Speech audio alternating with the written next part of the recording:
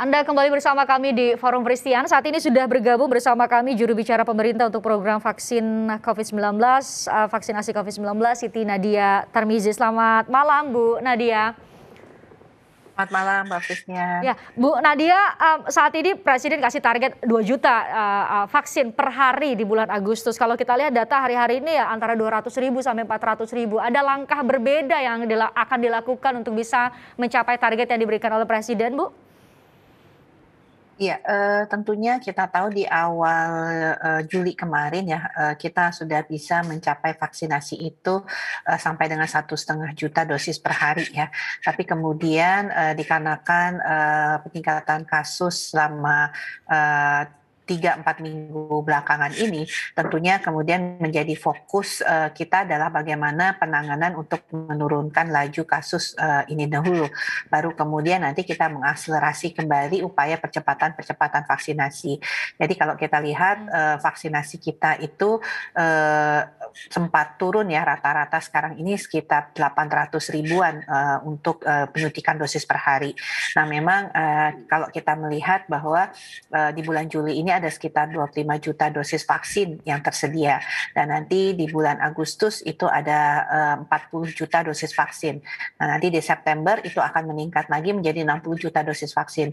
Dan melihat ketersediaan dari vaksin ini, tentunya yang harus kita lakukan adalah kita harus melakukan percepatan penyuntikannya supaya target kita untuk memvaksinasi 141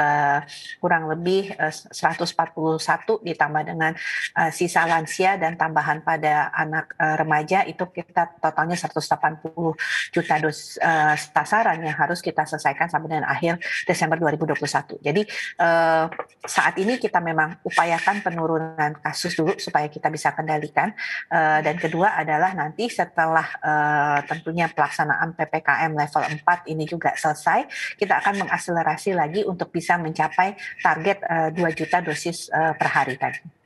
Kami juga tunjukkan data kepada pemirsa, mungkin Bu Nadia juga bisa koreksi karena setiap saat data berubah karena proses vaksinasi terus-menerus dilakukan. Kami tunjukkan data suplai vaksin yang kita miliki saat ini dan berapa banyak yang masih kita butuhkan. Anda bisa lihat ini data bisa berubah setiap saat karena kedatangan vaksin dari luar negeri juga dilakukan secara intens untuk bisa memenuhi kebutuhan dalam negeri. Tadi di segmen sebelumnya kita sudah berbincang dengan Menteri Luar Negeri yang membuka pintu dalam tanda petik untuk bisa mendapatkan suplai vaksin dari sejumlah negara. Ini jenis-jenis vaksin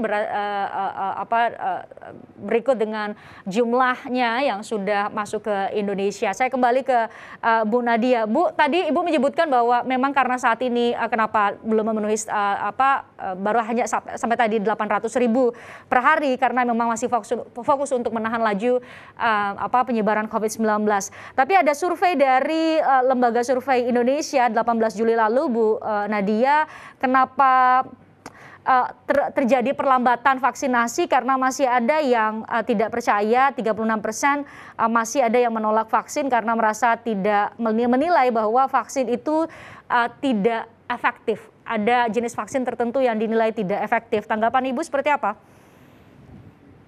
Ya, tentunya kalau kita melihat survei terkait penerimaan vaksin ya, memang di awal sebelum kita melakukan vaksinasi COVID-19 ini kita sudah melakukan survei di awal tentang bagaimana penerimaan masyarakat untuk menentukan strategi-strategi komunikasi publik seperti apa untuk meningkatkan tentunya kepercayaan masyarakat terhadap vaksin ini.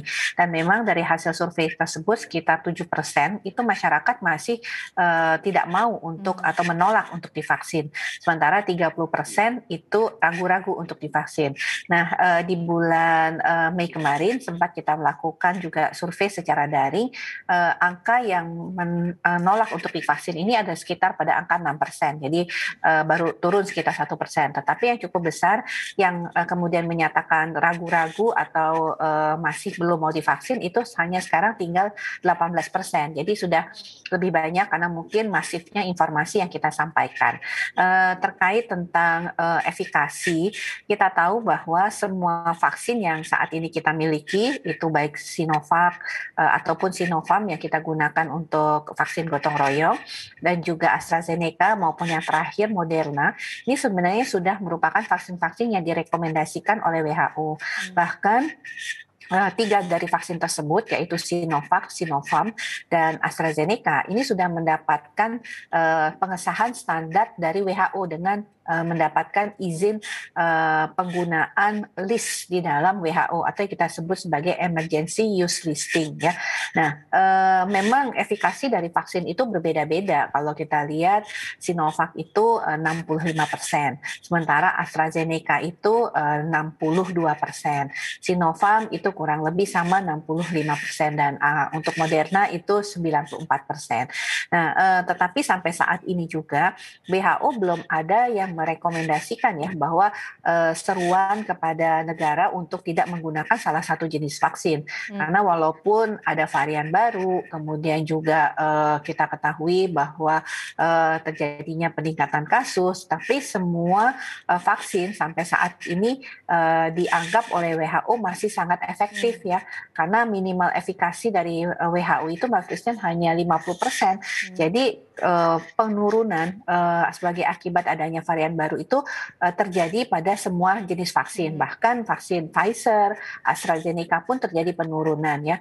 Jadi tidak terkecuali untuk vaksin seperti Sinovac ataupun Sinopharm. Tetapi kembali lagi, karena kita ini situasinya pandemi, darurat perang, tentunya semua vaksin sampai saat ini walaupun terjadi penurunan dianggap oleh WHO masih sangat efektif selama tadi kita percepat vaksinasinya ya. Jadi semakin cepat orang divaksin dan semakin banyak orang yang mendapatkan vaksin, kita mencegah terjadinya infeksi baru di dalam masyarakat, dan otomatis kalau kasus COVID-19 ini bisa kita tekan, maka mutasi itu atau varian baru itu juga tidak akan bermunculan.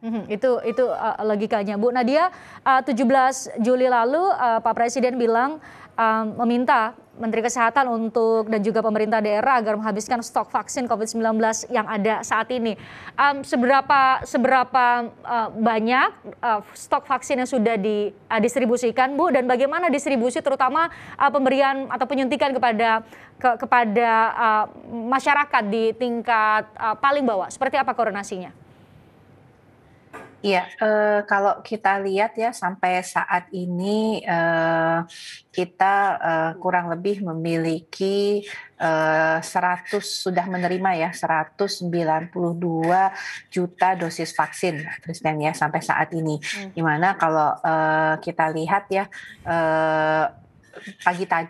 kemarin pagi itu kita baru menerima sekitar 10 juta dosis vaksin Sinovac yang baru. Nah, jadi total yang kita miliki itu ada hampir 121 juta dosis ya, di mana kita tahu bahwa dari 121 juta dosis ini yang bentuk jadi itu ada 93 juta dosis dan 93 juta dosis dalam bentuk setengah jadi, dan yang kemudian yang sudah jadi itu 28 juta dosis. Nah, total orang yang sudah mendapatkan vaksinasi atau dosis yang sudah kita suntikan itu sudah hampir mencapai angka 60 juta dosis ya yang sudah kita suntikan, di mana masyarakat yang mendapatkan dosis 1 kali penyuntikan itu 43,5 juta, dan yang mendapatkan 2 kali penyuntikan itu 17 juta masyarakat ya.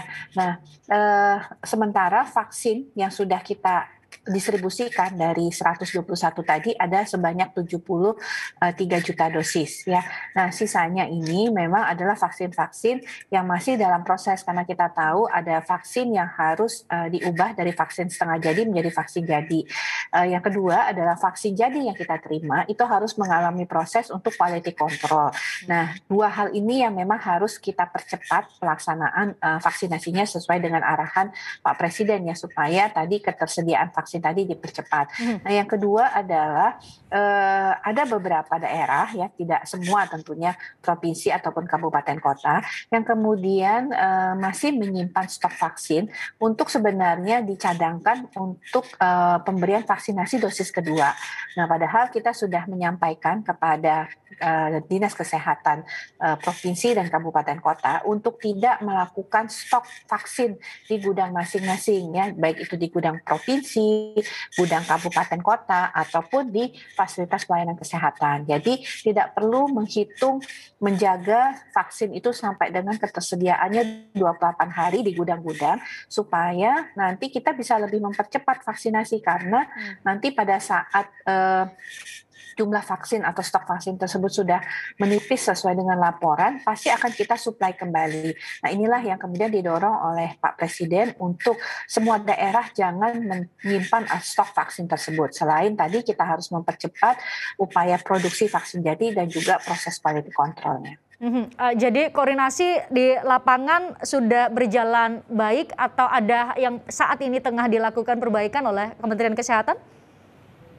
Ya, tentunya koordinasi ini terus-menerus kita lakukan ya, dengan adanya beberapa daerah yang masih menyimpan stok vaksin ini tentunya harus kita terus-menerus lakukan koordinasi dan berikan pemahaman dan keyakinan ya, karena pada prinsipnya yang menyimpan stok vaksin ini dikarenakan ragu-ragu takut tidak mendapatkan vaksin pada waktunya, padahal sudah kita jamin untuk kita bisa kirimkan vaksinasi ini sesuai dengan jadwal kalau memang pelaporannya sudah menunjukkan stok yang minimal. Nah, ini juga menjadi tantangan bahwa kalau kita berbicara mengenai bagaimana memantau stok vaksin, kadang-kadang daerah itu tidak mengupdate secara rutin stok vaksin yang tersedia. Jadi kita melihatnya bahwa mereka masih memiliki stok yang cukup, padahal sebagian itu sudah digunakan dan belum mengupdate pada sistem yang kita sebut sebagai sistem informasi distribusi vaksin. Nah, ini juga menjadi tantangan ya untuk kita memperkuat koordinasi